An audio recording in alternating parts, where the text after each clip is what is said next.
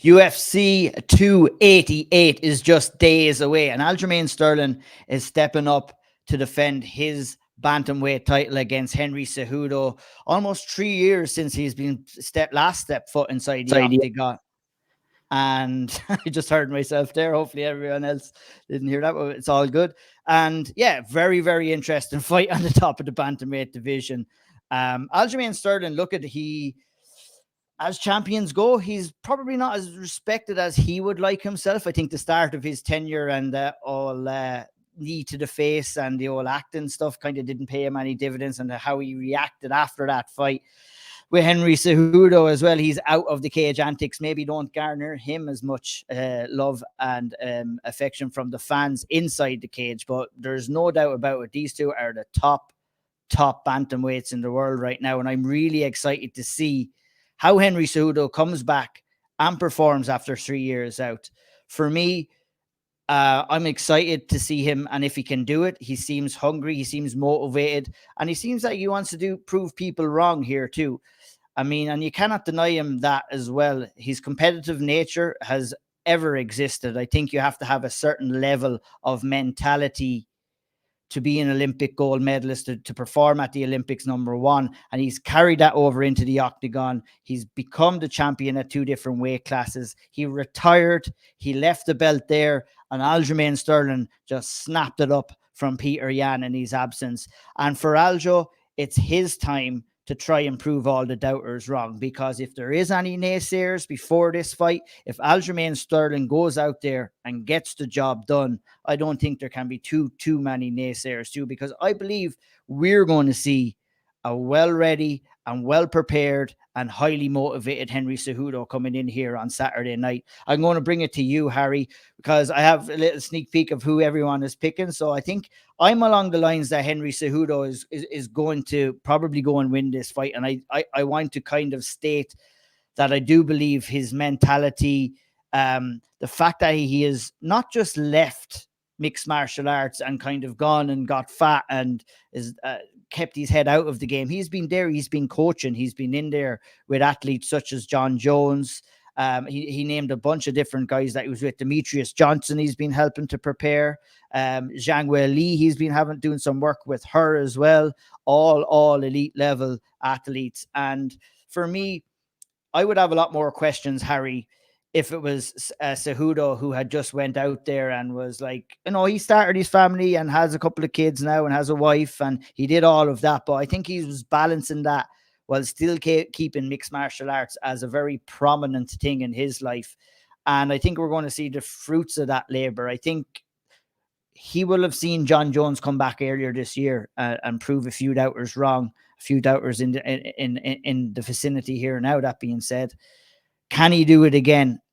How do you feel that Henry Cejudo is going to be tackling the problem that Aljamain Sterling exists, and his mentality overall? Are you along the same lines as me, thinking like he's a mentality monster, and you put all the cringiness to the side, put all the other bullshit to the side that he does as well? I think that elite level mentality, you need that to get to the very top. I believe he has it. I still think he does have it, but at 36 years of age, the old father times clock is ticking on him and competing as a high level athlete. So I think we can break this down into a couple of streams of conversation. The first is how people learn, the way in which people develop as fighters, and the way in which athletes grow. Now, there are multifaceted streams of how athletes grow. We talked about Alexander O'Sullivan on the breakdown just last week, and we said that one of the things that he does so well is he's coaching at CMAC, but he's also an athlete. And so he bridges those hats and those different styles of being. When you're a coach, you're very selfless. And when you're an athlete, you're extremely selfish. And that's just the way it has to be.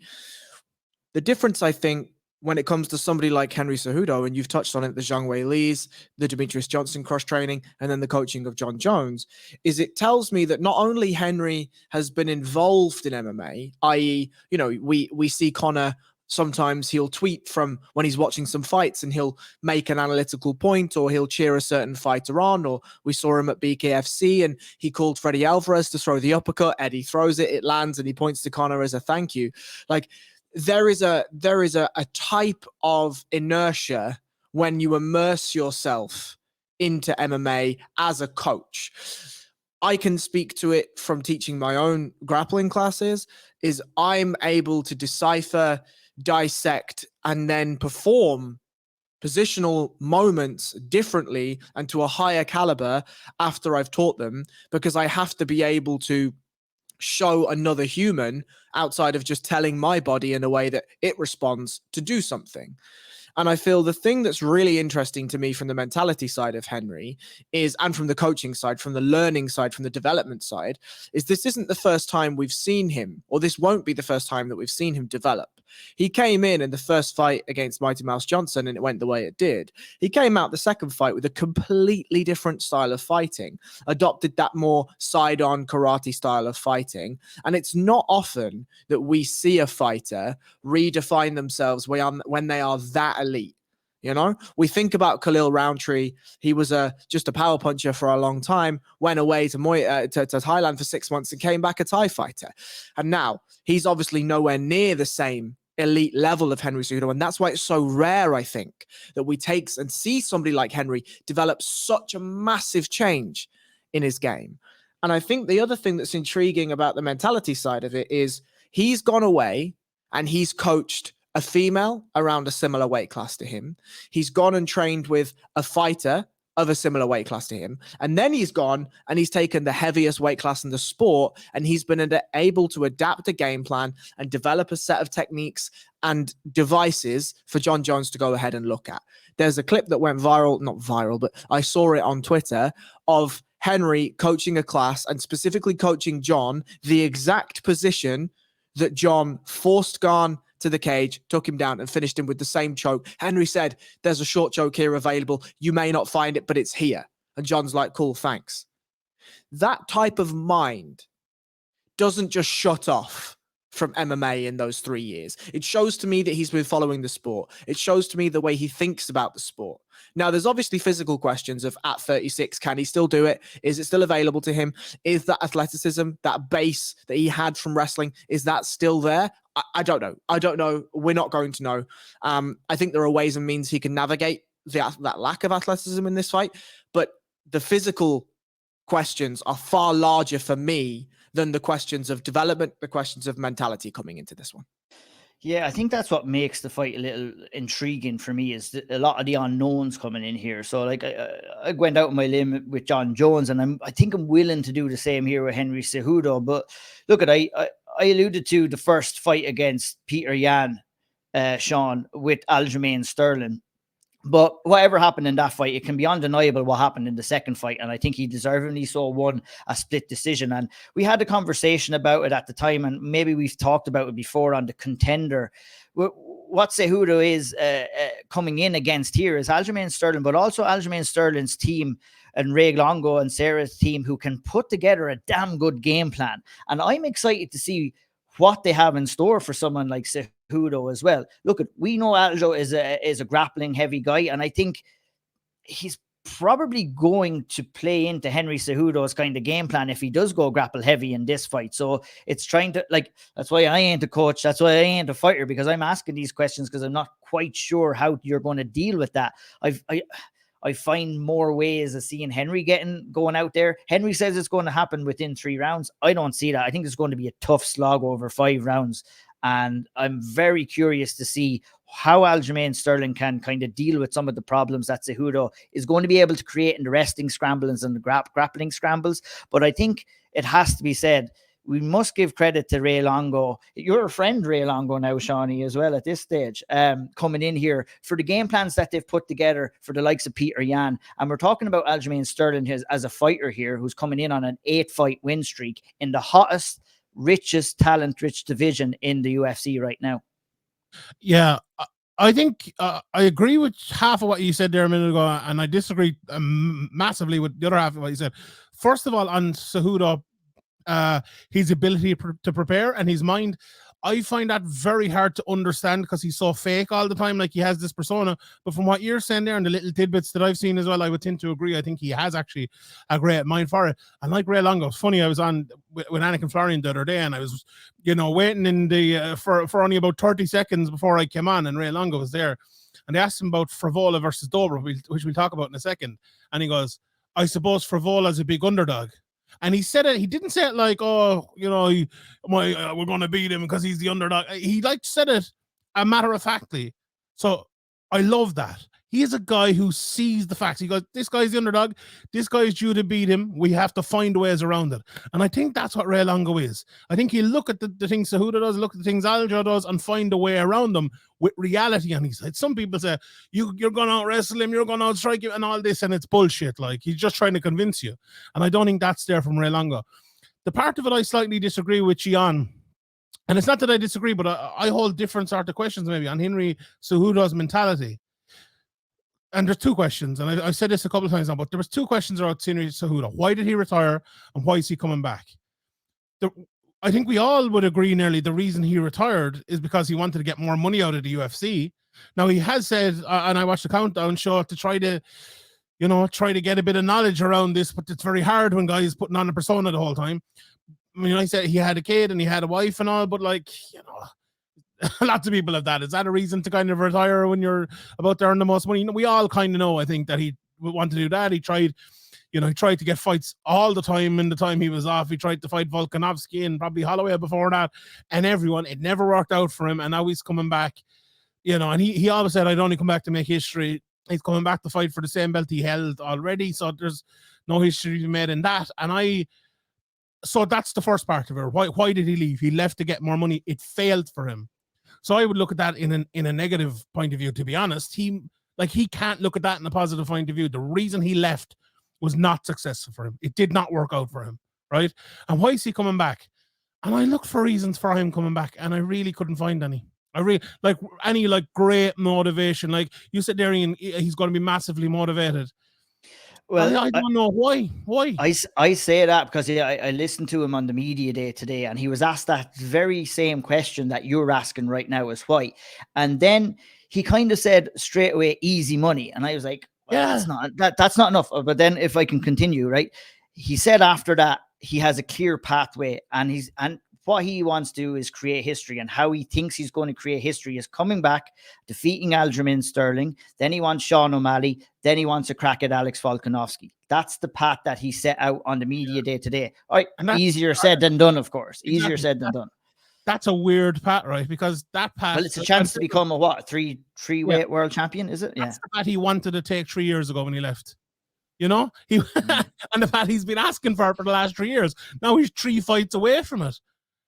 I honestly, I don't think, no, that doesn't mean he won't win the fight and he won't be prepared. Like a lot of people, what I'm saying here is bullshit, right? For a lot of people, they prepare for A versus B and they can go out and perform, and you don't need all this motivation and all this shit. Some people are just motivated to go in there and train and become better every day, which a lot of martial artists are. And when you're someone who has, as professional as Henry Cejudo has been as a martial artist for years, go on, Harry, take away. I wonder whether the motivation is the coaching. Because he's been in there on the sidelines. And just before you go in there, what happened with John Jones? Like, he wasn't in the corner for John Jones. He didn't seem to be around him towards the end of that camp. What happened there? That was a bit odd, wasn't it? Yeah, I've no idea. I mean, what I was told from the inside baseball sources is John just has his corner and he's comfortable with his corner and he doesn't want to change him. And that's just it. And there was never a question. There was never a thought that Henry would be in his corner, because Henry's never been in this corner and John's had the same corner for God knows how long. And that's just what he wants. Maybe, fine, don't know. Obviously, I have no factual information on that. That's just what I heard. But I wonder whether there is a motivation that Henry says, well, I'm here in the gym, laying out these game plans, watching tape, devising strategies and classes and all this sort of stuff. And then I'm watching guys go out and win world titles with it. Why can't I do that? I'm the one with the originating thoughts, Yeah, I think I agree. I think I might agree with along those lines as well. And he kind of alluded to that today when he was speaking, where it was like he's looking at Aljamain Sterling, and he's obviously looking at a guy that he feels he can beat based off maybe some of the performances that he's been able to produce in training. Now, training is one thing, getting in there and actively competing is another damn thing. And you're coming in against a pretty active guy, a guy who's probably coming into the least injury, kind of like he was Aljamain Sterling, very injury prone, got that surgery. The TJ Dillashaw fight was nearly a non-contest. It was nearly a non-contest for Aljo. So he got nothing out of that fight, but he also got no injuries out of that fight, you would assume. And now he's coming in here again after another quite lengthy layoff as well against Cejudo. I mean, Aljamain Sterling is well within his rights to feel confident coming in here for, I guess, all the reasons that we've said as well, Sean. Can I read? And I agree with that. Just one tweet, and I'll talk about Aljo in a second. Luke Thomas put up a tweet. Record of UFC fighters over 35 years old between 125 and 170 in title fights is 2-28. Both of them retiring Woodley. That's crazy. And Aljamain 33, Henry Cejudo 36. Like we talked about it a few weeks ago with the whole Leon Edwards thing, and it went the other way. To be fair, now with the Usman man, but this just seems like a mental stat altogether. On Aljo, and I suppose we can leave that to one side, but just I think it's something to keep in mind. You go back and look at Henry Cejudo's record, and it actually reads like pretty badly, to be honest. Like I think it's, and we can never do that in MMA, because like you look at Dominic Cruz now, and he wasn't the same as Dominic Cruz 5 years ago, but still, like the early stoppages against a TJ Dillashaw, not the greatest performance against Moraes, although he won it, and then kind of the half robbery against Demetrious, even though it was a magnificent performance. I just wonder, is that enough to be 3 years out of the cage and carry it back in and be good enough to beat someone like Sterling, who you can similarly look at like and go, okay, well, some people call it a robbery against Yan, although I don't think it was. The knee, the weird shoulder against Dillashaw, but he has been active. He has been there all the time. Do you know what I'm interested in? If we're talking and to finally answer your question, Ian, about maybe the tactics and how Sterling will look at it. I feel like both, and I'm very interested to hear what the two he said, but like I feel like both of these guys fight and want to fight in the exact same areas. They want to fight very differently, but they want to fight in the exact same areas. Harry mentioned there, Cejudo fighting like the karate stance from maybe the outside, even though he's a smaller guy. And then Sterling kind of using his size, not necessarily in the normal technical way we would talk about a guy using his size with a jab and all, but he's languid kind of style, throwing those high kicks from the outside and being very good at breaking distance and getting inside. And then when they both get inside, one wants to wrestle, the other wants to wrestle, wants to get on top and land a lot of shots. The other guy wants to probably get your back and choke you out. So they both want to fight in the same area standing. They both want to fight in the same area on the ground. That to me leads to a little bit of a stalemate, I would think, for long periods of this fight. But also, I find it very interesting to see who will break that stalemate first. Because if you look at the tape on both of these guys, it's very hard to find tape on either of them against people who are similar to the other one. So for Cejudo fighting Sterling, you can't really find anyone, and vice versa. I looked at the Moraes fight, and the one thing I fucking saw in that fight from Cejudo is, and this is, I think, in lots of these fights since he has become the karateka, if you want to put it that way, he counters everything. Like, Moraes brought so much, and he countered all of it. Like, every time Moraes. And I think for a guy like Sterling, who can fight that kind of a long languid style, as I said, I love those triple jabs and double jabs to the body. If he can throw them knowing he's going to draw Cejudo out, I think it can be a massive advantage. You throw out shots, and I'm not even talking about, Adesanya style shots to draw out a shot or fake. You actually have to throw the shots with nothing in your mind but getting out straight away after him and getting straight back in once Cejudo throws it, whether it's again to the ground or whether it's to land the shots inside. I don't think Cejudo can have a similar sort of countering game. I think he's just kind of a waiter and countering the counters. I mean, he loves to counter initially, but countering the counters, I think he's left open for it. Now, can Aljamain do that? He's done it a bit in fights before. I'm not sure he's brilliant at it, but I think we talked about Ray Longo. If Ray Longo's looked at all of the fights, I think that is the one area where Cejudo can really be gotten to. He commits too much, too hard to shots, and if you can draw him in, bait him in, he will find himself in an area, and that's the key. He'll find himself in an area where he doesn't want to be. We know where both of them want to be. They want to be outside. They want to be outside. They want to be on the ground. They want to be on the ground. No one wants to be caught in that middle, not moving. And if Cejudo is caught there by Sterling throwing out the shot and forcing one to come in, he's in trouble, because that's where Sterling will be able to catch him. And conversely, that's where Cejudo has to catch him. Like, I'll throw it over to you, but like, I'm very interested to see if either of them can kind of break in, get takedowns from far out. I think that's going to be very tough for both of them, to be honest. So you're going to have to find smart ways of doing it. Yeah, and that's why, we're going to find that out on Saturday night. Like, for me, when I'm looking at these two guys, I'm looking at a Henry Cejudo that does tire in fights. I'm looking at a Henry Cejudo that does not take leg kicks all that well. And I'm looking at a Henry Cejudo as a guy who will probably fancy himself in the pocket in boxing range. I think that he's worked a lot on that there, but I don't know how confident he is going to be. For Aljamain Sterling, Harry, I think he's going to have to try and set a pace on this fight. And I think the key to this fight is him keeping it, like Sean said, keeping that pace, keeping that distance, and smashing home those calf kicks and see how Henry, because if you don't have that lead leg for Henry Cejudo, you're in a world of trouble here against Aljamain Sterling. Would you kind of agree with that? Yes. I think my game plan for Aljo is really dependent on how much he can adapt. And from what we've seen from fights previously, his adaptation isn't great. He has a very awkward style, as Shawnee's already depicted. But the thing that I like that Aljo does is he tries to split the middle of the opponent's stances with his lead leg. Because what he's trying to do is he's trying to get guys to shoot outside singles. Because if they shoot outside singles, he can look to take their back. He can look to drag them into positions where he's taking their back. He's looking for 100% grips. He's looking to push heads down. He's looking to create scrambles where he can find somebody's back. Now, obviously, in his own takedowns, his preference is to be taking the fight down. And you know, we've already talked about all that stuff.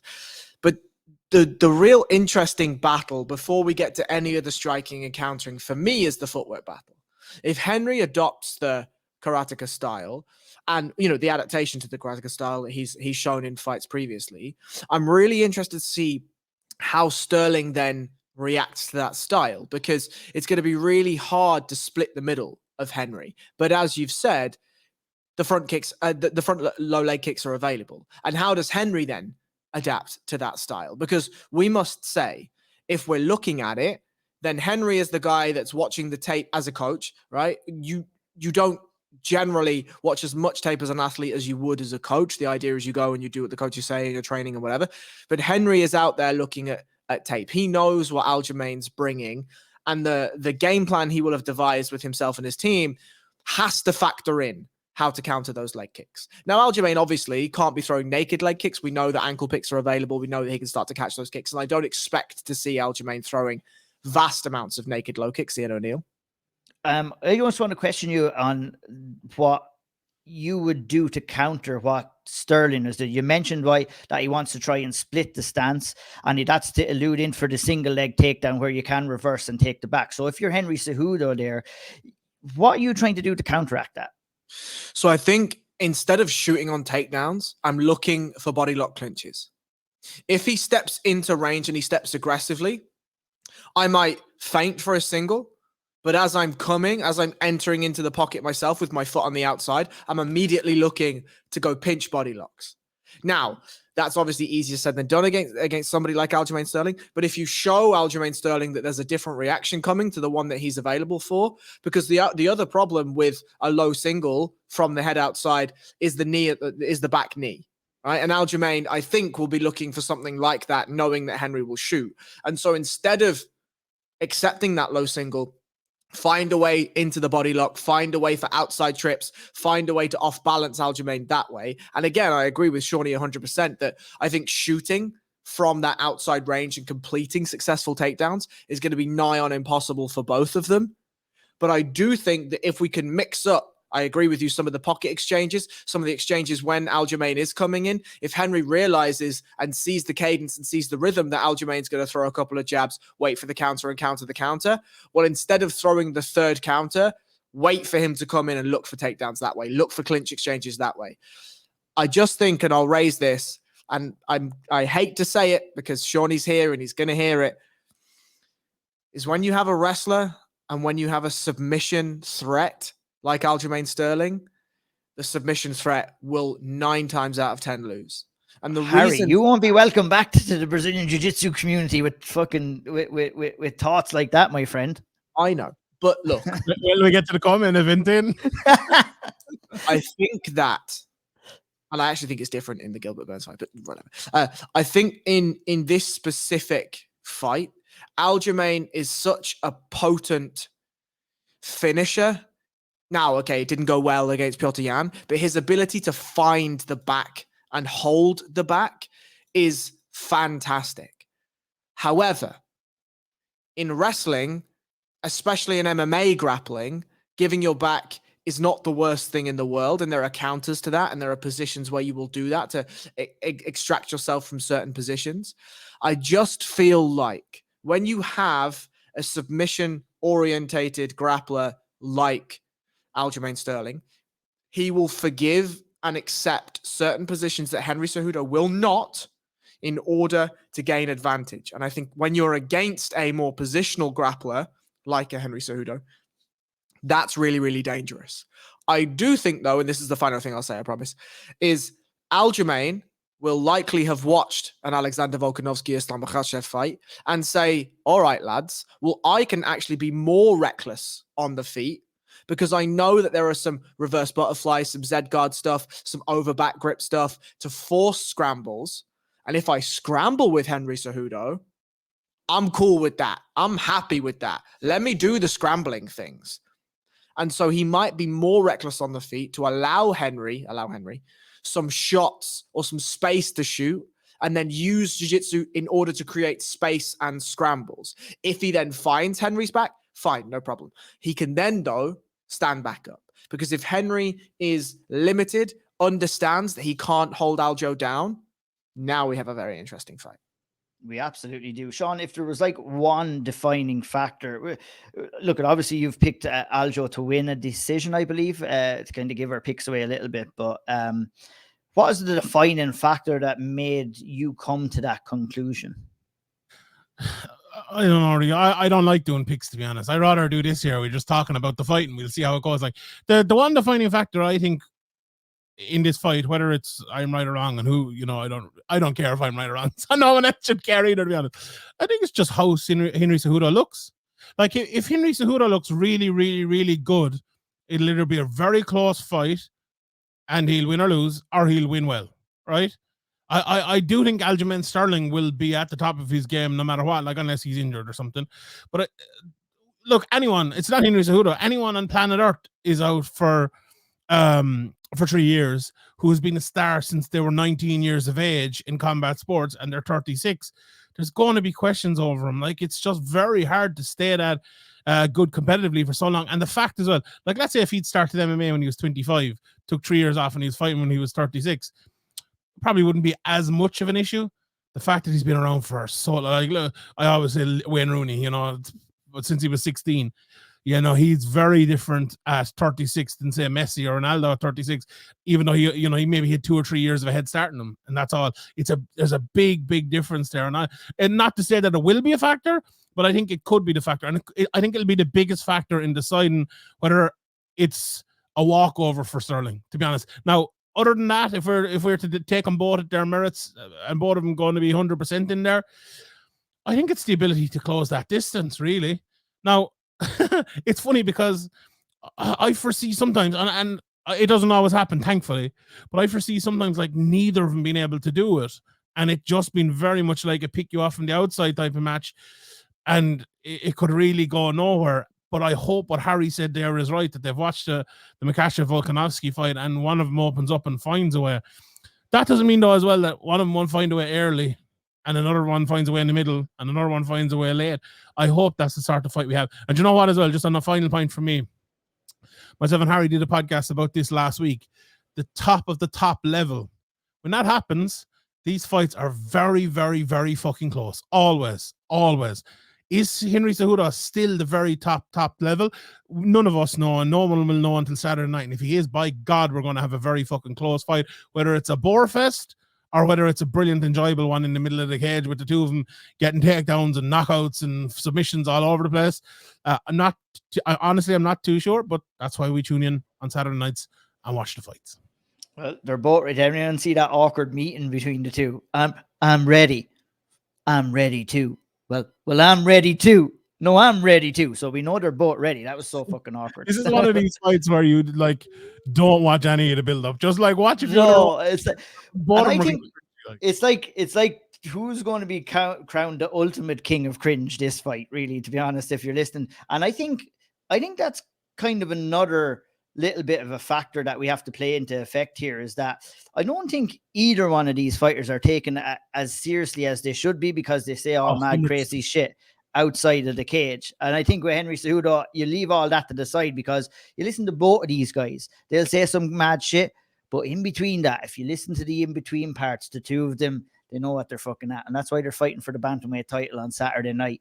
And we shall move on to the co-main event, unless anybody else has anything to say on the matter. Co-main event, I think, we gave credit to the two guys in the main event. I think we have to give credit to both Belal Muhammad and Gilbert Burns, number one, for taking this fight at short notice, especially Belal Muhammad coming in here on short notice. 5-round co-main event this is, off Ramadan. Can't have been the best kind of preparations, but he is game as hell. He is coming in here with Gilbert Burns. We talked about wrestling versus jiu-jitsu. That's very prominent in this fight too. Obviously, Gilbert Burns, very, very good. Belal Muhammad has come into his own over the last couple of fights as well. I think, we always want to see fighters be comfortable with who they are and what they're good at. And I think Belal Muhammad has finally figured that out. And he did it, unfortunately for me, against my favorite fighter ever to live, Vicente Luque. That was the first signs that he is ready, and he has set himself away from the best of the rest in the division. And it's now starting to start calling Belal Muhammad, he's a member of the elite group in the 170 division, but he has to seal the deal by beating Gilbert Burns on Saturday night. Your overall thoughts, Harry, on this fight before we get into the nitty gritty? I don't know, lads. It's a tough one.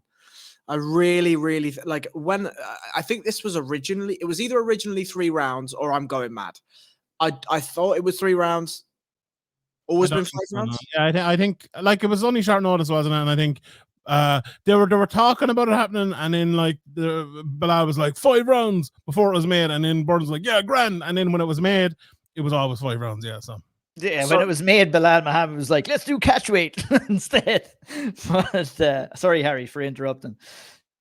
I think a 3-round fight favors Gilbert Burns. I think a 5-round fight favors Belal Muhammad.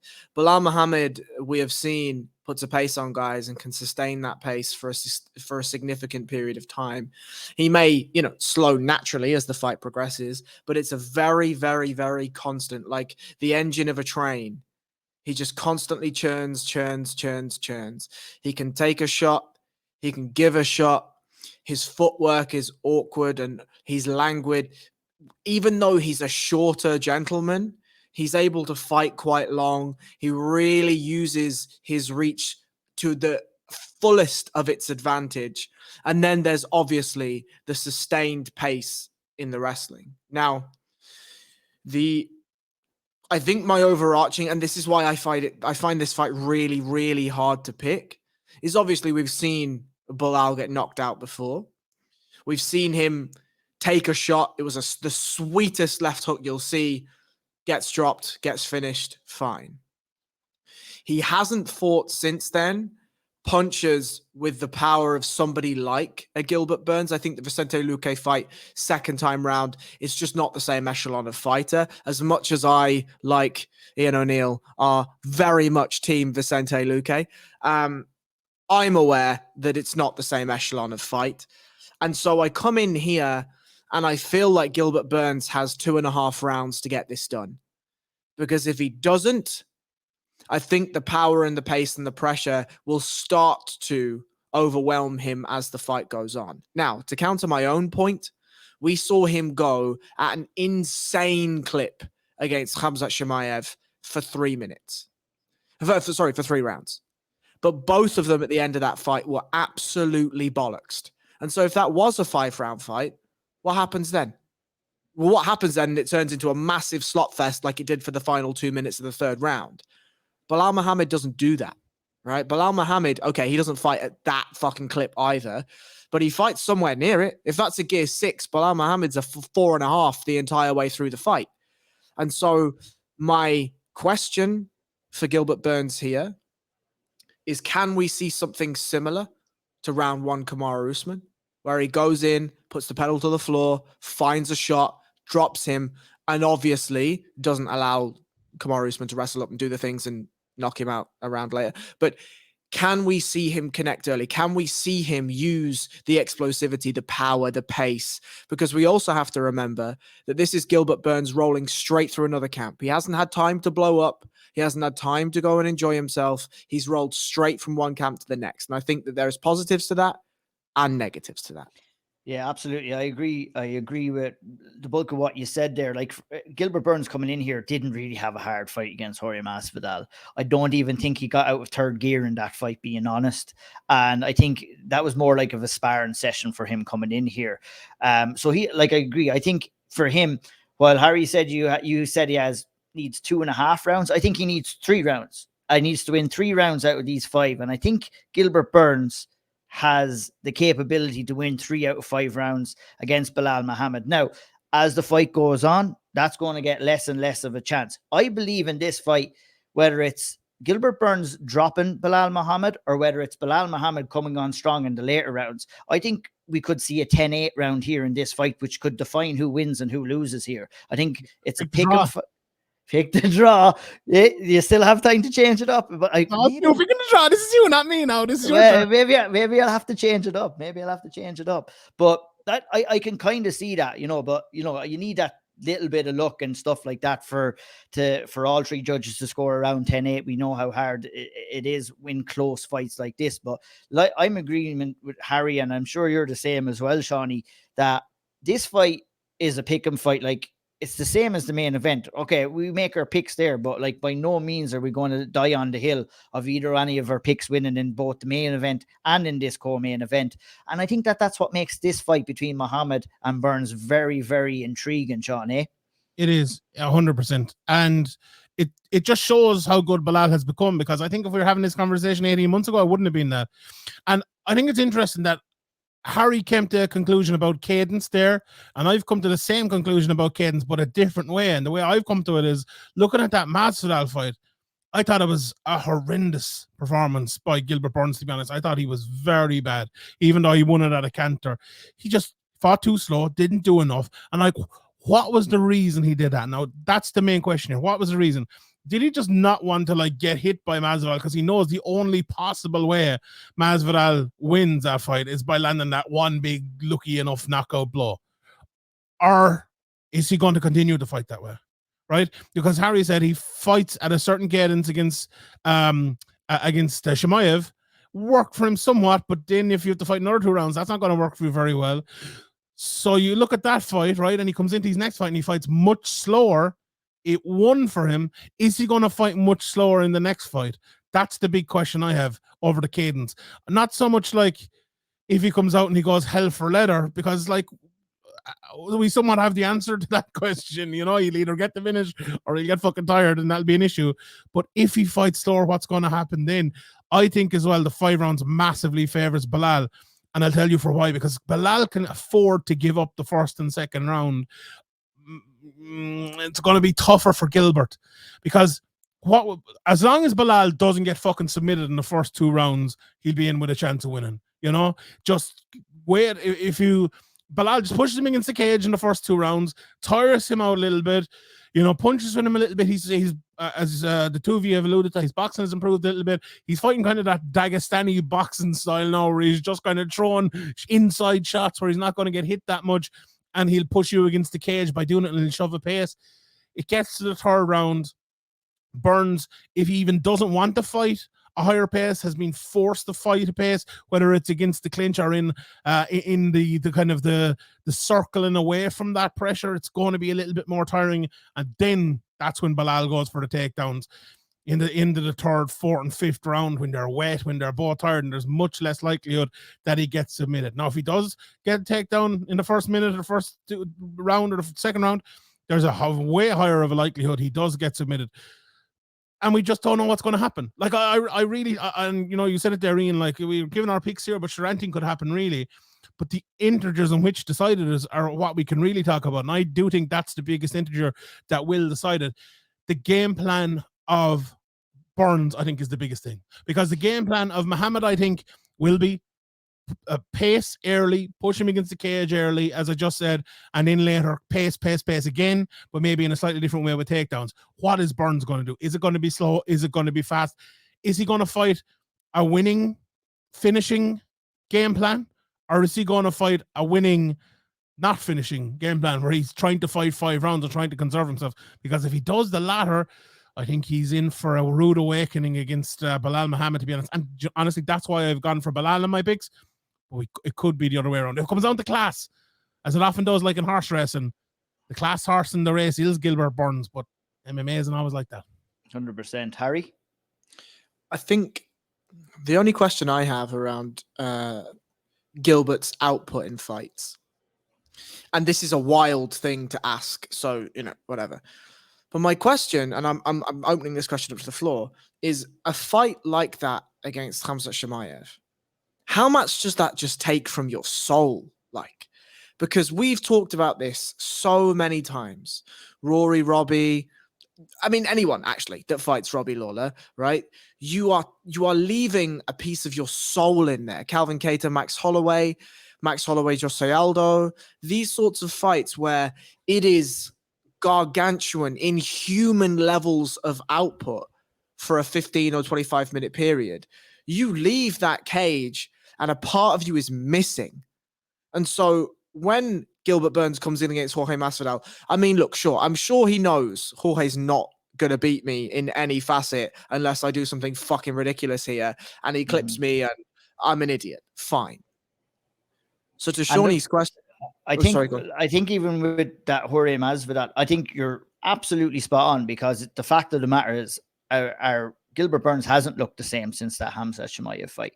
Yeah, he went out there and he took out Neil Magny in 1 round, but that's a massive gulp in class. With Jorge Masvidal, I'm wondering, was he hesitant? Did he go grapple heavy because he knows the power that Jorge has? He's trained with him a lot before, and they kind of know each other a little bit better, are more kind of comfortable in there with one another.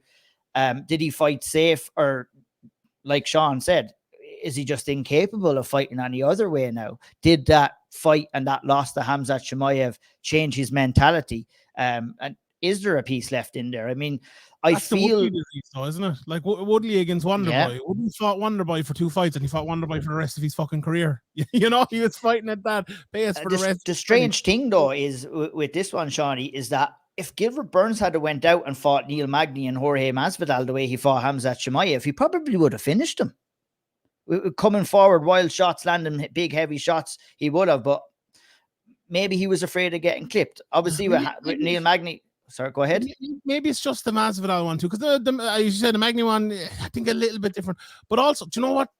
Do you know what's weird to me is it's only a month ago, isn't it, since he fought Masvidal? Like, the one excuse maybe he would have, and not an excuse, but a legitimate reason, maybe he was injured, or maybe he's like, oh, I'm taking the fight anyway, I can win it, and he just did it at his ease. But then he's fighting a month later. I don't know. Like, it's one of those ones, right? Amanda Nunes Pena won when she lost. I said it, and I think we all said it. Wait till her next fight and we'll really fucking truly see what she is. And I think we've seen her next fight that she's basically finished now as a fighter. And I think Aldana might fucking beat her. That's how much I think she's finished, right? We'll have to wait to see with this fight for Gilbert Burns as well. Because I think the Magny one is, I think you make a good point in that. But I think the real one is the Masvidal one, where it was kind of like, oh shit, is that an old fighter? Is that a half-finished fighter? We'll see. There might have been something around that. And very unfair for me to say that with Gilbert Burns, because he went out and fucking finished Magny in 1 round as well. But I'm just going saying, like, moving forward on the attack, because he did not fight on the attack against Jorge Masvidal. And whether it was whatever we said before, or whether it was the fact that he is declining a little bit, or the way that he maybe just doesn't want to take as much damage as he did. He took enough damage for about 5 or 6 fights, if not more, in the Khamzat Chimaev fight. But in terms of grappling here, obviously, Harry, we kind of stated, would you be in the expectation that Gilbert Burns is likely to be the more dominant and stronger in the grappling department early in the fight, and then we could see maybe that turn in the later rounds? Yes, though I think Gilbert's grappling style is far more suited to MMA, in that he predominantly wants to be on top. He wants to land shots. He fights like a wrestler, even though, you know, he's won world titles and all this stuff. He wants head and arm chokes. He wants to sit in mount and blast shots on you. He's not one of these fighters who wants to be pulling guard, playing guard, doing these sorts of things. He'll take the back if somebody is allowing it to be taken, fine.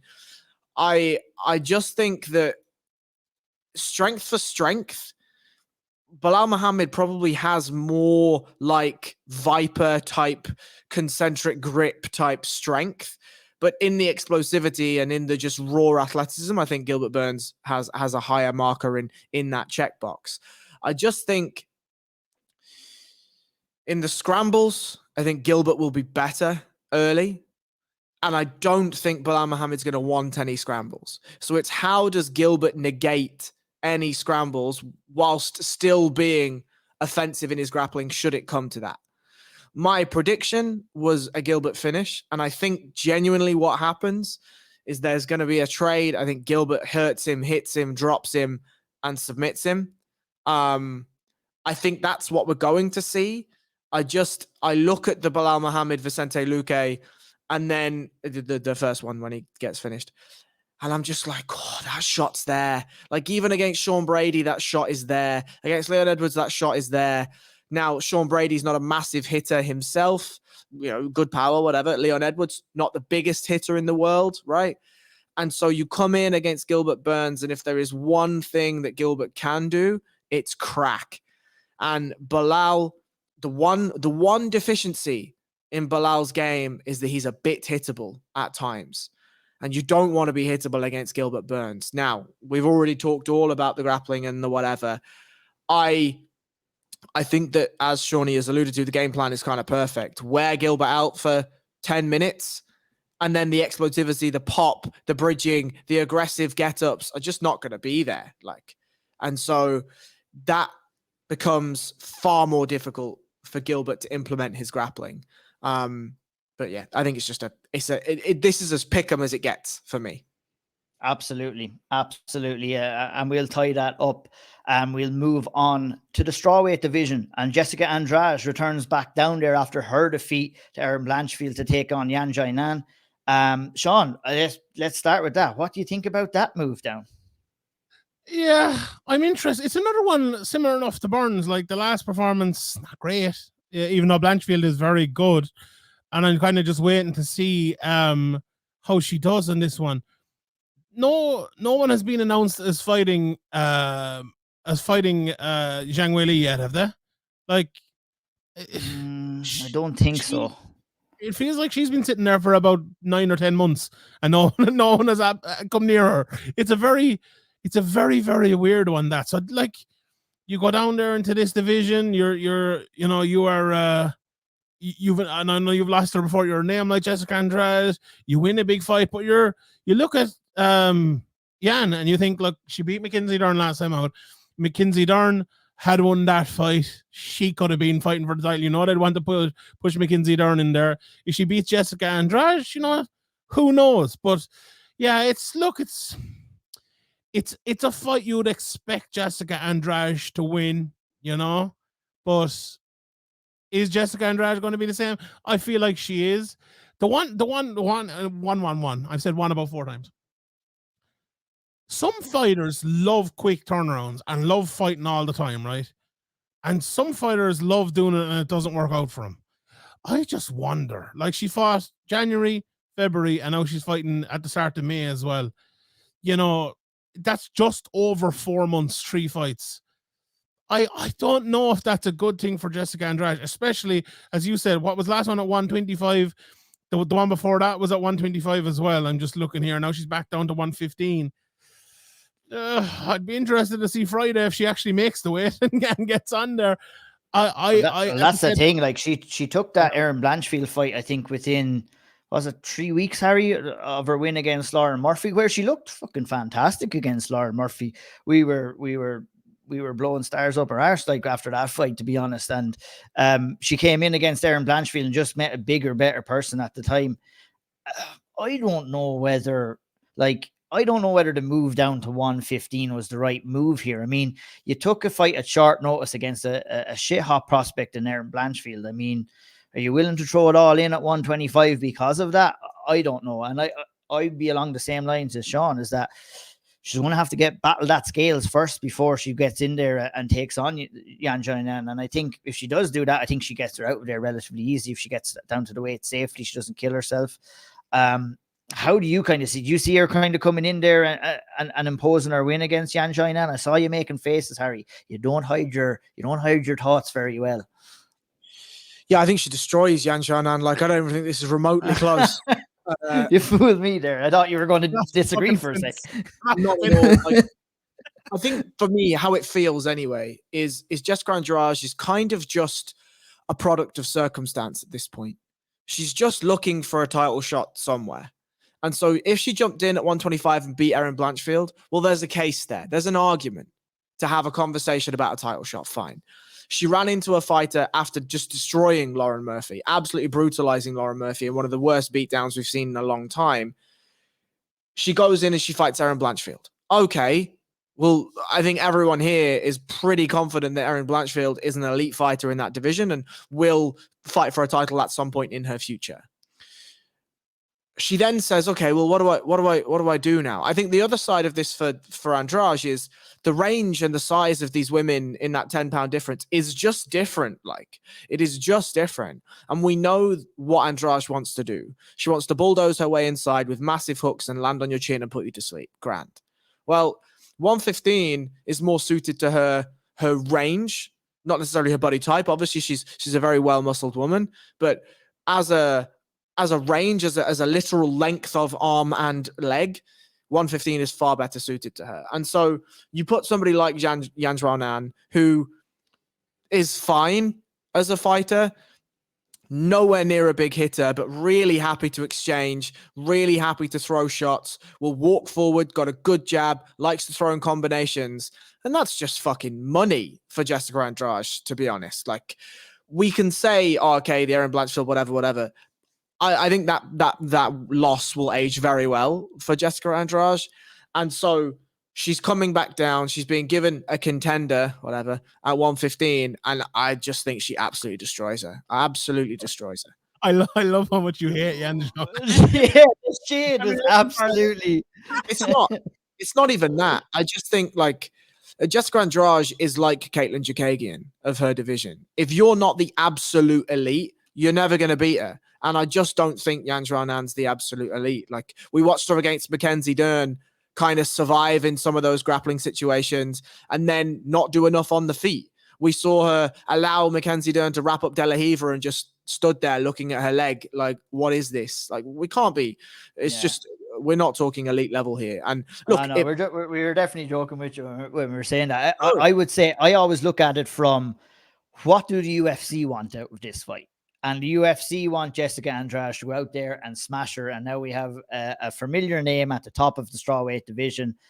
And yeah, it'll be interesting to see. I'm pretty confident that it's going to happen.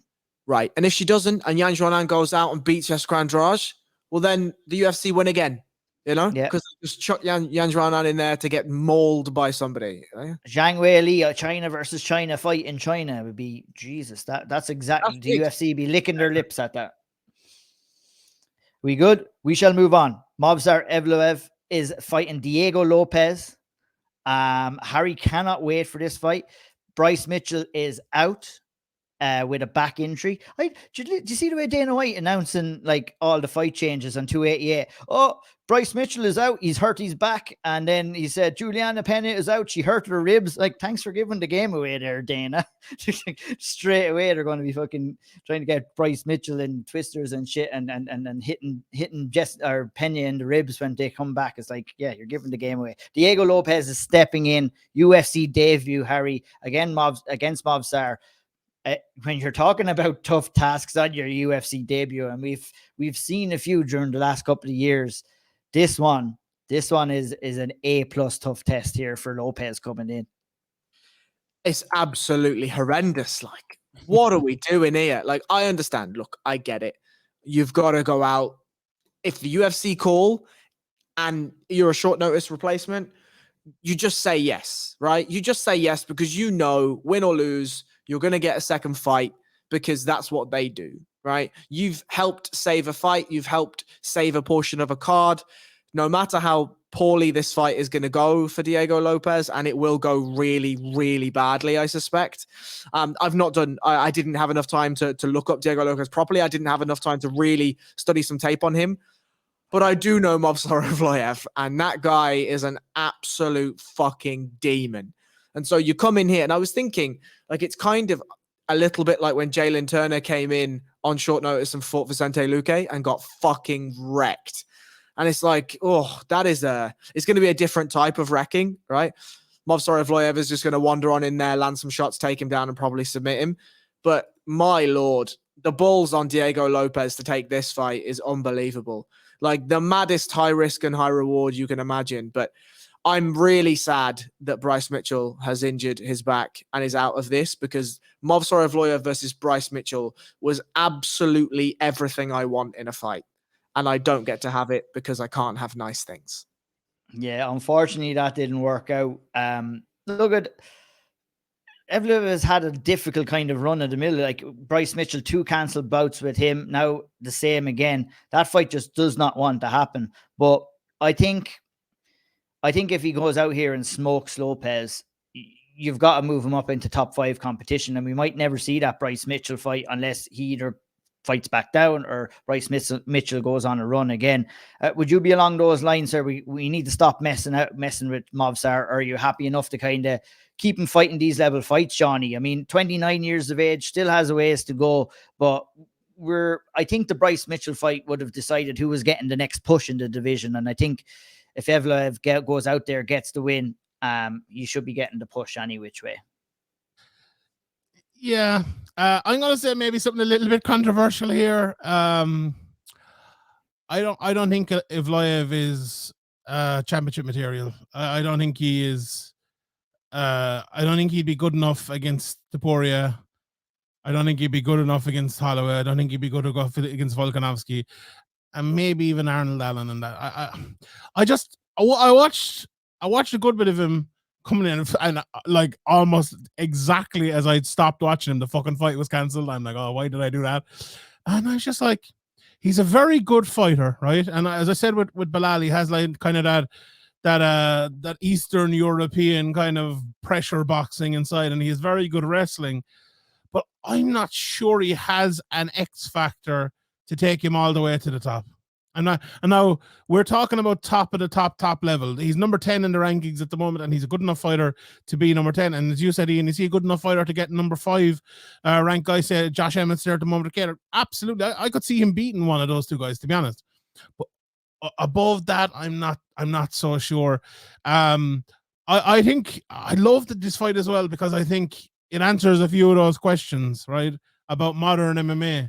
A guy who is kind of well-rounded, like Evloev, without having an X factor. If he can beat a guy who is like a real wrestling X factor, like Bryce Mitchell, without being kind of as well-rounded as you should be, if he can beat him, I think it says a lot about mixed martial arts. And unfortunately, we won't be seeing that. But not to be a Debbie Downer about it, this is kind of a long-term call rather than a weekend call.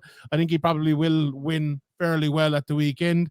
Although Lopez, I was looking at his record, he's 11 submission wins in his record, so he could cause a few problems. I haven't seen much of him, but probably not. So yeah, that's just kind of a long-term call in Evloev. Sean off the Movsar Evloev train. Breaking news. Jesus, get the Jim White on the scene and the yellow bar across it. But look, you said it might be controversial. Like, I'm not seeing. I'm excited for Evloev as a prospect and to see his progression. Right now, do I think he has the ability to go and be a champion? I don't think so. When we're talking about being in the division with Alex Volkanovski right now, but at the same time, you know, we have to give him those tests to see as well. So we don't really truly know. And I don't think that don't think this is going to be a test. I think we're spending this time for talking about the next fight and what's the next fight going to be. But this is the fact of the matter here with Evloev. We're not going to truly find out. We would have got, I think, a little inkling with Bryce Mitchell, because I don't think Bryce Mitchell is good enough either, to be honest. But Bryce Mitchell is to be champion, Harry, to be champion. Let's be fair. Right, I think, yeah, it would have been knocked off a good name. He would have been going in against another grappler. We might have seen he's striking a little bit. He's going to run through this guy, I think. And then let's throw him up there with someone in the top 8, top 6. Let's find out where he's good at, where he's not good at. Find out if he's good enough. Find out if he's not good enough. And let's make shit happen. Harry, any final thoughts on this fight? If he wins, give him Arnold Allen. That's the fight. Yeah, I like that. Yeah, I like that too. Great show. Great show. Kron Gracie is back from a hiatus in the main event opener. I know Sean is bringing his jiu-jitsu flag. Flat earth in this card. Now there's only one flat earth, but we needed a bit of flat earth in this card. Yeah, there was like too much flat earth going on, so that's why they had to pull Bryce Mitchell out of that that card. There's nothing wrong with his back at all. Oh gosh, what's my thoughts on this fight? My thoughts on this fight is like, you have a guy who's pretty one-dimensional against another guy who's very good at winning fights and losing fights in one fight as well. Like, I mean, Kron Gracie, we saw him and his one-dimensional nature against Cub Swanson, and that was a while back. I was surprised he even got to a unanimous decision in that fight. I think Cub Swanson might have been I remember back, I think Cub Swanson was an unbelievable price in that fight, and I might have bet on him. But he's coming in here against Charles Jourdain. Look at Jourdain's been having a tough run of it lately as well. Lost his last 2 against Shane Burgos and Nathaniel Wood. I think he has all the skills and he's more well-rounded than Kron Gracie. I think he'll come in here and get the job done. If he puts the foot to the floor here and puts Kron Gracie on the back foot, I think he can go and get a knockout. I think he could maybe time him coming in for a takedown. I don't know. I haven't seen too much about Kron Gracie, except all he wants is to change the rules of mixed martial arts this week to one round, 1 10-minute round. And I was like, what are you trying to do? Go back to fucking 1993 here. Let's concentrate on how you can develop into the MMA that exists now. Never mind what was going on 20, 30 years ago. I think that's where your focus of attention should be. But look at, with all due respect to Kron Gracie and his family, I think he's in the UFC because of his name. I don't think he's good enough, and I don't think he will be good enough to make any waves in this weight class. Harry, your thoughts on this fight and Charles Jourdain's chances? You think that this is a good chance for Charles to come in here, get a finish, and get himself back on the radar in the featherweight division? Yeah, 1,000,000%. I think Charles is longer, he hits harder, he strikes better, his footwork's far, far, far superior. And he just needs to know that the takedown is the route to victory for Kron Gracie. And I think in his own right, he's a good grappler. He can scramble well. And as we've talked about ad nauseum at this point, MMA grappling is far, far, far different to sport grappling. And so I just don't see this being that close. Now, you mentioned, and I think it's important to make the caveat, Charles Jourdain is fantastic at losing fights that he's winning. And so there is always, until he rounds out that hole, if he ever rounds out that hole in his game, he has every chance to go in, do some serious damage to Kron Gracie, and then possibly get him out there if the opportunity should arise. I think for Charles Jourdain, the most important thing is a win. That's the most important thing. And so if he goes in and does what Cub Swanson does and just box the head off him and doesn't get a finish, doesn't feel the need to push for one, fine. Yeah. Most important thing here is a win. But if he feels like the opportunities are there, and I do feel like the opportunities will come, if he feels like he can take them, he should take them. But the route to victory for Kron Gracie is jiu-jitsu. And jiu-jitsu alone is not going to fucking save you in 2023. And that's my thinking on this, even though we know that Charles can kind of give fights away, but I just don't think that Kron Gracie is good enough to take it from him, to be honest. And I would be picking all day Charles Jourdain to finish this. I don't know what price he is for a finish, only for the fact that he's 2 fights that he's coming in on a 2-fight losing streak. And I think what Harry said is what I went for, is him to win a decision where he just keeps the fight on the feet and kind of chews him up throughout. Sean, what are you thinking about this fight? This is an IQ test for Charles Jourdain. If he's not a blundering fucking 100%. Idiot, he'll win the fight. Just jab 100%. Him, kick him around the place, stay away from him. I'll stick with you. We're not going to go through everything on the prelims. We're going to pick and choose on this prelim section of the card. But you mentioned that you were talking to Ray Longo, Shawnee. I'll keep with you. Drew Dober versus Matt Fervola. It's a cracker of a fight. It's a fight that you want headline in the prelims. The two boys are going to go in there and bang and get people hungry for that pay-per-view. What are you expecting to see? Madness, I assume. I'm expecting the three judges to fuck off, go for a piss during this, go for an old drink, bit of popcorn, maybe an old dairy milk outside. They don't need to be there for it. This is not going to decision. You have a Shanji and banger guarantee on this one. We should have like a little stamp that comes up there. Someone's getting the fuck knocked out in this. Look, it's probably going to be Fervola. Drew Dober hits very hard, but also Drew Dober nearly gets knocked out in every fight he's in. I think Fervola, he's my flyer of the week. I think he's plus 550 or something to get the knockout here. That's an awesome price. That's a fucking great price. Someone's getting banged out. The two of them are going in there and they're going to bang it out. Someone's getting banged. Banged is what I think in this fight. Let me bang, bro. That's what they'll be saying right ahead of this fight. And I think that everyone is going to oblige. Yeah, we'll have to get that banger alert sign. I'm slowly but surely getting the old stream deck set up here. So we'll have to try and get the banger alert going there eventually. Harry, look, I'm going to swoop through these here. If you want to come in and talk about any of these fights that I don't send over to you, but feel free. But another fight I want to stop on, perennial contender at 115, Marina Rodriguez, for the longest time buried on this undercard against Virna Jandiroba.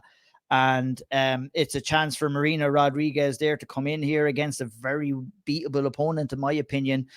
She lost by knockout to Amanda Lemos in her last fight after coming off a 4-fight win streak. She'll be excited to get back in there, kind of put that loss in the rear view mirror. And I think a fighter like Virna Jandiroba, who's going to be coming forward and looking to land her shots as well, she could well walk onto another shot. And I think this is a good chance for Marina Rodriguez, in my opinion, not to go out there and get a win, but to also go out there and get a finish in this fight.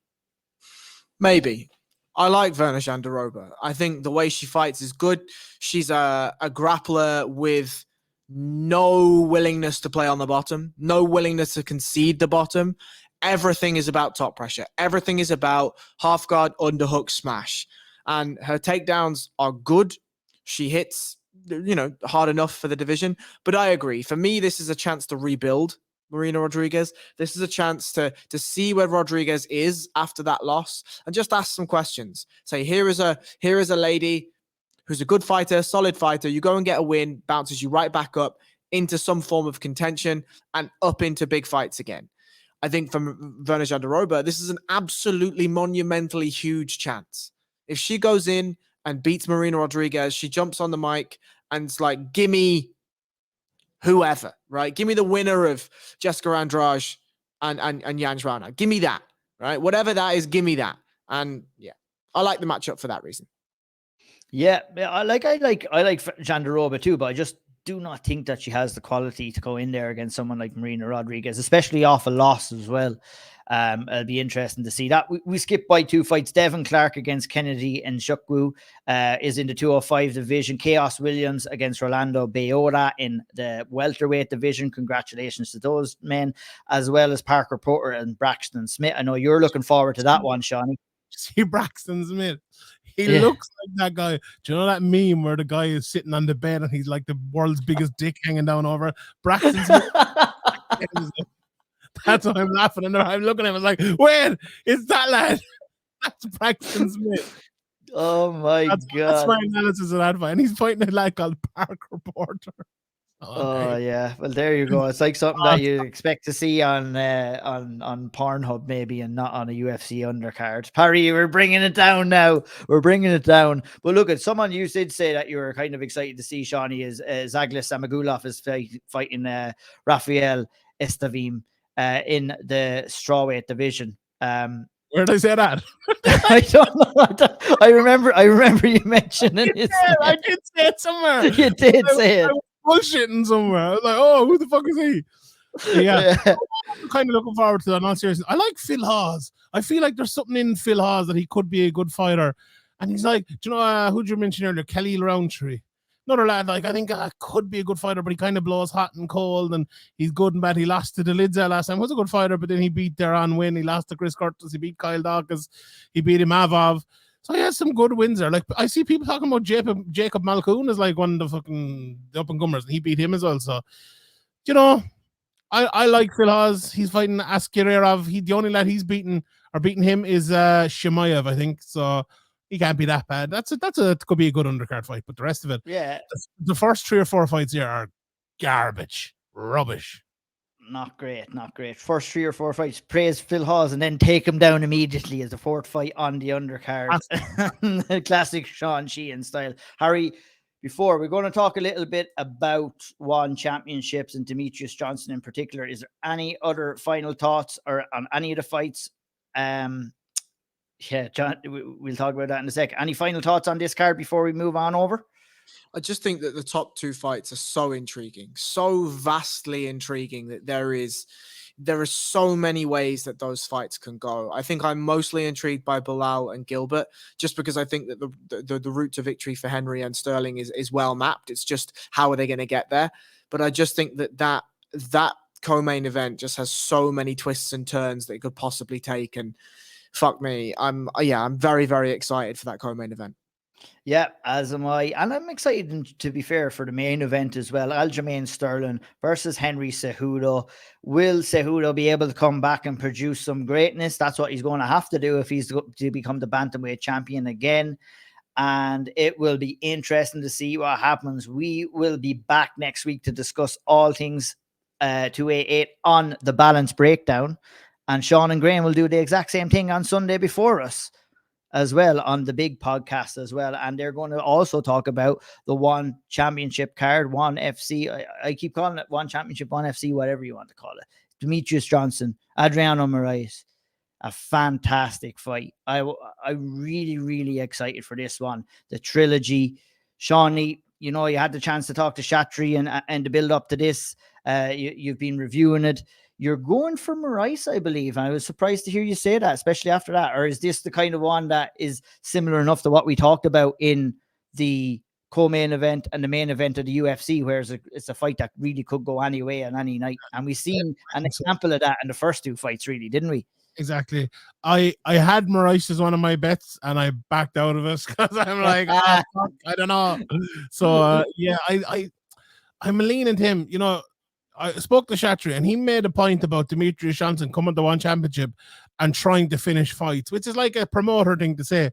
But I was thinking about it more, and it's actually true because of the scoring system. I think it's way different for like the smaller fighters. They have to actually like try to finish fights more because they're, you know, the definition between what damage is and what it isn't, I suppose, is a hard one to decipher when you're scoring the fight as a whole. So like if you want to take that chance out of it, go out in there and finish the fight. And I think it actually leads to that. And we've seen it in the first 2 fights they've both got finished. I think the weight was a little bit of a problem for Moraes the last time. I wonder, will it be the same this time? I think they fought differently in both of the fights, and I think they'll fight differently again in this fight. I think Demetrious is going to come inside and look to punish him when he comes inside.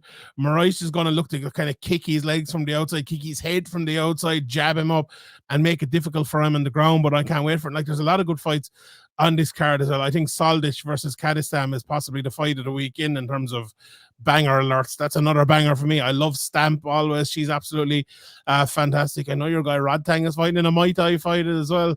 And a great fight. Okra Young against Tyrannosaurus Rex. Great fight. He's like a top level wrestler. He was out for 3 years. He just like some sort of autoimmune disease or something like that. And he's back in here fighting the former title challenger. And this could really decide who's the next one for the title that is held obviously by Lee, who, you know, his sister obviously passed away over the holiday period. And we don't know if, you know, I asked Chattery about it and he was very respectful. He said he went and visited the family. Not sure if he's going to be back or not, so that could very well decide who's the next one in line for the interim title. So very interesting card all around there. Ong La and Sang, the light heavyweight as well. He was massively impressive in the last fight as well. Harry, I want to pick your brain about this one. A very interesting grappling match. 1 12-minute round, Renier the Ritter versus Ty Rotolio. At 205 pounds. How do you kind of see that one going as a grappling enthusiast? This won't be close. Ty Rotolio will maul him. What weight is Tyro Tolo? Tyro Tolo competed at under 88 kilos for ADCC. He will be what's that in pounds? Sorry, I'm used to that kilos. 190-ish. Really? I thought he was 145, or is that his brother? No, so they were 145 when they were 16 years old. Like, makes sense. So was I. Now, yeah. Yeah, and equally one of them, because they didn't want to compete in the same weight class, they always used to they like alternate between which one cut weight to make 145 or 155 and then 165 or 175, whatever it is. But yeah, they're both bigger boys now. Tyro Tolo's style is perfect for going against MMA type grapplers, right? Because he's mad for a scramble, pretty solid wrestling for a straight sport jiu-jitsu guy, and submissions from everywhere. He has the weirdest, they both do, the weirdest reach possible. His arms are as long as his legs, mad darces, can find chokes from everywhere, amazing cardio, incredible cardio. If this had strikes in it, obviously it'd be different, but I can't see Daniel Derrida having much. Now, you're going to maybe spout Andre Galvao for me. Andre Galvao coming off cycle. Yeah, I said it. And cutting down to 170 to compete against Derrida is one thing. Galvao also will never play guard in any BJJ matchup unless he's forced to, whereas the Rotolos will happily play bottom if they have to. Wrestle ups, scrambles. I just think it's going to be too much for Derrida. What's your thoughts overall, Harry? Because I haven't had the chance maybe to speak with you overall about One Championships and kind of the cards that they offer. Look, we talk MMA, we talk kickboxing, we talk Thai boxing. Is it an organization that you look at much, or do you enjoy that kind of style of fights? I love it. I love the gimmick factor. I love the way in US as well, in Colorado, they're going to be adapting the One Championship rules as well. So, yeah, I think it's going to be... sorry, I just got distracted there. What do you think? Let me get back to the question. What do you think is One Championships and the cards that they produce overall as a mixed martial arts analyst and fan? Look, they are a mixed martial arts promotion. Like, you can't say they're not. The very nature of it is that they are mixing the martial arts and allowing individual martial arts to be on a card of mixed martial arts. And like, I think what you get to see, and one of the beautiful things about it, is for the longest time, there was Jungle Fight, right? That Muay Thai promotion from fucking way back when. And everyone would say, oh, well, what about, Jesus, I can't even remember it. What's the kickboxing? Caolan Glory? Thank you. So there's like a Glory, there's a this, there's that, and everyone's like, oh, why does nobody watch kickboxing? Why does nobody watch this? Why does nobody watch that? And it's because there was no promotions that were really putting marketing dollars behind it. And then you look at grappling, well, ADCC is the only thing that anyone watches ever, right? You look at the World Championships in the gi or without the gi, and there's nobody in the stands. Nobody gives a shit, right? So if you've got somebody like One Championship who've got 19 billion viewers annually, well, then you go around and you say, well, why shouldn't I promote some of these guys? Why shouldn't I have a Mikey Musumeci, maybe the best grappler under 155 pounds in the world? Why not have two of the biggest stars in grappling right now in Tai and Cade Rotolo? And why not put them in matchups that are fun and interesting for them, like against the Daniel Derrida? You then go and you've got Rod Tang in Muay Thai with 4-ounce gloves, which is maybe the most exciting striking sport ever to live ever, right?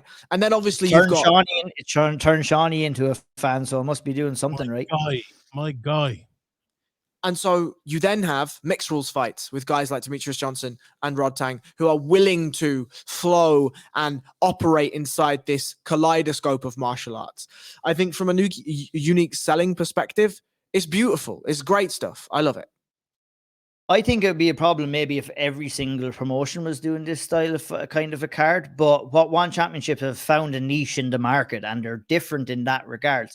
And like, I'm the same where, I respect the art of grappling, but, like you said, I would find it hard to get engrossed into it. Obviously, One Championships are producing high level grappling matches though. So you're seeing the very best, and they've created, I give them respect because they've created not alone platforms and their mixed martial artists for also the grappling scene, for the kickboxing and the Muay Thai scene too. And I have to agree with you. You give me two guys going in there with 4-ounce gloves and Muay Thai rules all day, son. And you give me mixed martial arts with strikes to grounded opponents as well. I'm taking that all day. Last but not least, before we finish up on this card, I think we will talk about Roberto Soldic. Then we'll talk a little bit about Caolan Loughran's big fight this weekend. Then we'll wrap it up. Roberto Soldic, this is a huge fight for him, Sean. You spoke with him ahead of this fight as well. And ever since he's moved to KSW, obviously he took the low blow and he's won championships debut. And we've been left in limbo for a long time about Roberto Soldic. I wanted him to sign to the UFC. You wanted him to sign for the UFC. A lot of people did. He's not there. He's in one championships. We'll focus on that. But you said this is going to be the most under the radar, well, not under the radar, the most exciting fight or the biggest and best fight of the weekend, in your opinion. Why do you say that? Yeah, I asked Roberto Soldic, would he go for a takedown? It might have been the stupidest question I've asked anyone ever in mixed martial arts. Because, like, you know, Kadasam is not a wrestler. Like, he's not going to try to take him down. He's not a great wrestler himself. And that's kind of why I asked Soldic. So these boys are going to go in there and they're going to bang, as I said earlier on. And Kadasam probably should wrestle, because if we're going in there banging with fucking Roberto Soldic, it's not going to be a nice night for you. It is not. And there's a good few lads in that division. And I asked actually Soldic about, like, moving up to the division, which he has done before, you know, in KSW, moving up a division, moving down a division. And he was very kind of reticent about it. He was like, let me get through this division first, because it's a damn good fucking division there. Like, one championship don't have many fighters. We look at, like, the, you know, and they put like top fives in their website. The 5 fighters they have at the very top are very good in almost all of their divisions, and maybe under the radar because people don't really know them.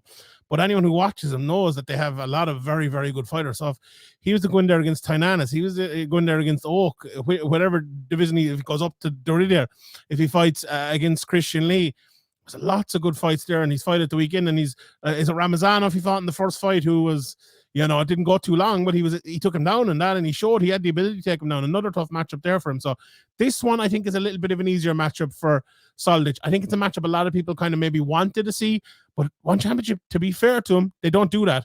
They put you right in there at the very fucking toughest from the very start.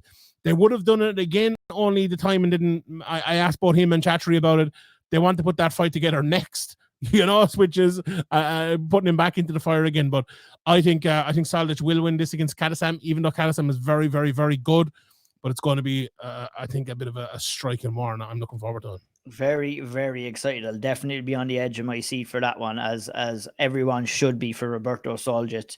A couple of fights that will have us on the edge of our seat at Cage Warriors 154 in Rome as well. I did mention Caolan Loughran, and I kind of lied saying that we'd talk about him next, because, Harry, I want to send a question over your way. Sam Creasy is on the card. Obviously, you've had a lot of great chats with Sam Creasy. If you have not seen them, head over there and check them out on SevereMMA YouTube channel.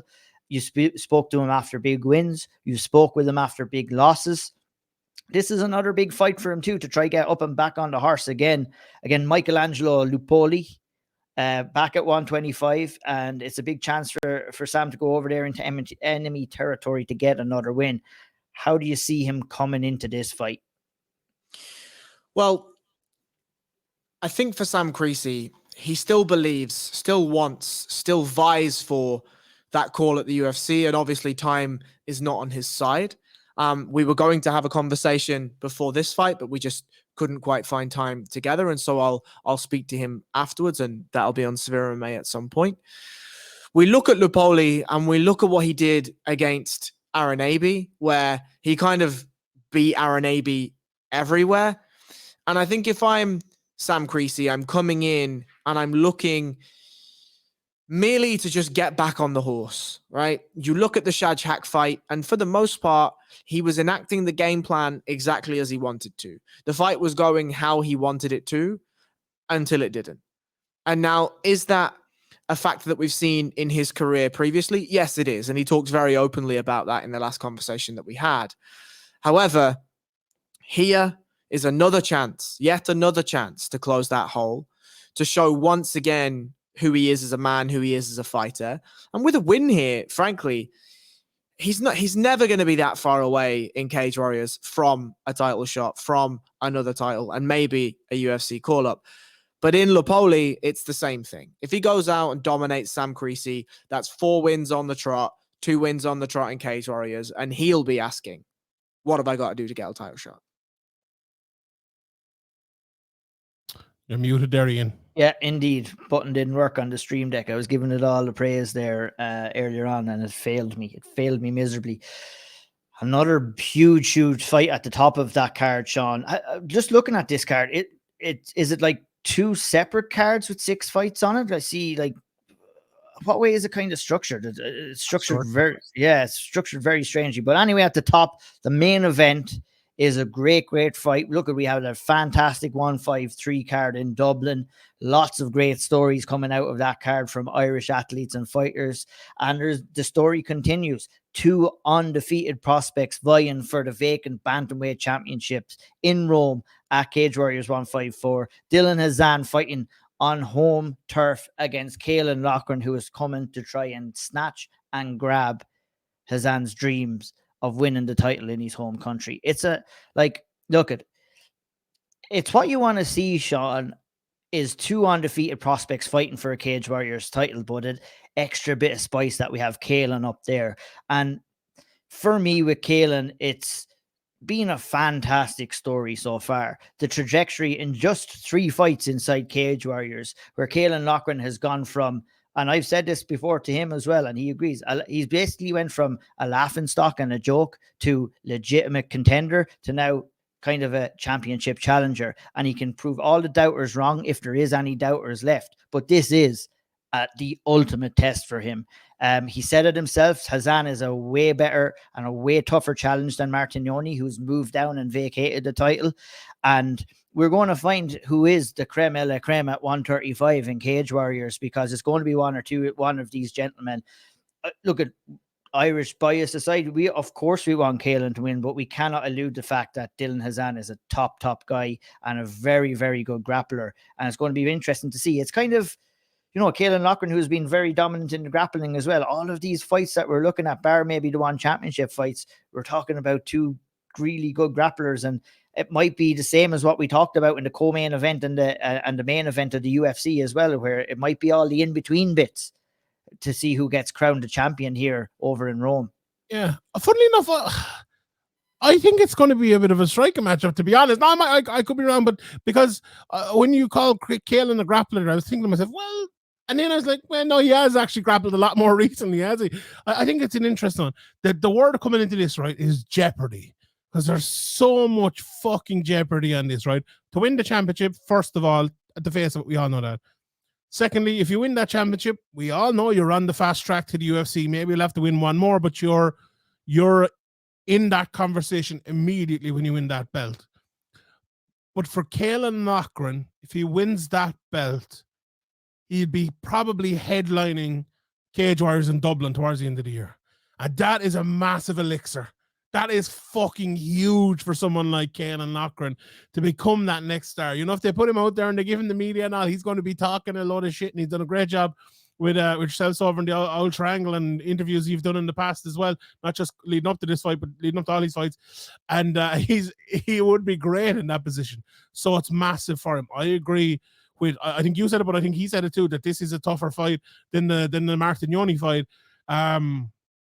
Very difficult matchup. I've talked about it a couple of different times in a couple of different places, and I think the problem here is both of them are taking a step up. With all respect to Luke Shanks and the other lads that they fought, they're both taking a step up to fight guys like they've never fought before in the biggest fight of their career, win both undefeated. There's this fight, God, I'm giddy even thinking about it, because it's the sort of fight too, right? And we see, like, I spoke earlier, right? If Cejudo looks the same as he always did, it's going to be a great fight. We know they're going to turn up, right? If the 2 best in any division turn up, we know it's probably going to be a good enough fucking fight. Myself and Harry did a full podcast on it. With this one of them could turn up and be stone useless. Like, that's what it is. These lads are both of them are less than 10 fights into their career. They could turn up, and I don't mean be stone useless overall, but on the night, they could turn up and they could fucking bowl a duck. No, bat a duck, whatever it is. I act like I'm not a fucking cricket fan, but you know what I mean. They really could. They really could. And I don't think they will. I think it will be very good, but there's so many different things that can happen in this fight, and there's so much for them to fucking gain with a win. With a loss, they can both build their way back. No problem with that. But with a win, there is lots, especially, I think, for Caolan Loughran. I can't fucking wait for it. Either can I. Like, talking about fights that you're most looking forward to the weekend, and I mean, we're in good damn company. I think, having spoken to Caolan through the last couple of these fights, me personally, I'm really looking forward to this. The belief that he has in himself and always had, and the confidence he has through hard work, it's admirable in a way, and it'd be great to see him get over the line. But Harry, I'll let you come in and allow myself and Sean to take off the green, white, and gold glasses there for a second to give us a kind of a neutral look at this fight. And when you're analyzing both of these guys, and I think me and Sean did it. I was only joking. We did an all right job. We have to say that Hazan is a great fighter. But how do you see these two guys matching up? I do favour Caolan Loughran in this one. I think the Luke Shanks performance for me was really, really telling. To go out and to dominate Shanks in the way that he did was very, very, very impressive. And Dylan Hazan, we know, very, very strong grappler. And Caolan admitted that himself, right? He said in the Old Triangle interview that this is going to be the highest level of grappling that Cage Warriors has seen. Maybe that's true. Maybe that's not true. But he said he's willing to grapple with him. And that to me tells me something. It tells me something that I don't think he's necessarily going to go out with a game plan to engage in the grappling. I think what he's going to be doing is looking to stifle the grappling and punish him on the feet. And then should the opportunity arise and he takes him down and does the fighting, whatever, that's fine. But I just think from an athleticism perspective, from a power perspective, and from a really awkward stylistic matchup, in that the way he moves his feet, his striking style is extremely awkward in those first 5 to 10 minutes to decipher. That can be enough for Caolan Loughran to build up a head of steam and move on ahead in the fight. And we've never seen either one of these fighters really pressed up back against the wall, need to adjust, need to adapt, need to come out and have done so. And I think that's one of the things that really intrigues me here is what happens if Caolan Loughran does stop the grappling of Dylan Hazan. How does he look on the feet? How does he react? Is he still comfortable? Is he still well able to build the versatility in his game and compete standing? Because we know that Caolan Loughran is able to compete standing. But what happens if Caolan Loughran isn't able to stuff the takedown and he isn't able to stop the grappling? He isn't able to get back up. Can Caolan Loughran do the same thing? Can he adapt? Can he be versatile? Can he make adjustments on the fly? That's the story of this fight to me. It absolutely is. I think both of these guys have things in their lockers that we have not seen yet. And I think both of them have the ability to draw those kind of skills out of each other in this fight. And it's going to be whoever has the most in the locker at the end on Saturday. Well, it's going to be Saturday, probably lunchtime for me, or maybe early afternoon. Yeah, but it's going to be an MMA marathon this weekend with one championships, then Cage Warriors, then UFC. And we've talked about it all here on the preview show, as we will do every single week. As always, it was a pleasure to be joined by Harry Powell. Follow him at BJJ_Harry Powell. Follow Sean Sheehan at Sean Sheehan Ba, and myself at O'Neill MMA. And I'll just leave you with this tidbit. We robbed Sean Sheehan's ID on the Old Triangle this year. I stated at the start of the year that Ireland will have 2 world championships, Irish crown champions this year in 2023. If Caolan Loughran does it, I'll have that prediction correct. And it was not even May yet, lads. Come on. That's a good prediction, lads, isn't it? Bold prediction, my bollocks. Yeah. That is a bold prediction. Man City to win the league. Bold prediction. Yeah, go ahead. Yeah, no one else predicted that, lads. So I'm saying it. Give me my flowers, lads. But hey, look, obviously Caolan has to get it over the line. Like I said, hit up SevereMMA.com. Check out. You're going to have a tough job this weekend, Harry. There's a spotlight shining, and it could be shining on a hell of a lot of people. You could have a tough decision to make, but that article will be available on Monday. SevereMMA.com. Check us all out. Sean is doing the Henry Cejudo light treatment there as we're going out. Yeah. Did you see that? Henry Cejudo sitting in front of the strobe lights as well. That's something I've never seen before. We'll see if it's enough to get him over the line on Saturday night. As I said, the lads will be back on Sunday on the big podcast. We'll be back with the balance breakdown on Tuesday to take a deep look at all the action from the weekend. Until then, hit the like button, hit the subscribe button, and thank you for watching. Peace out. Enjoy the fights.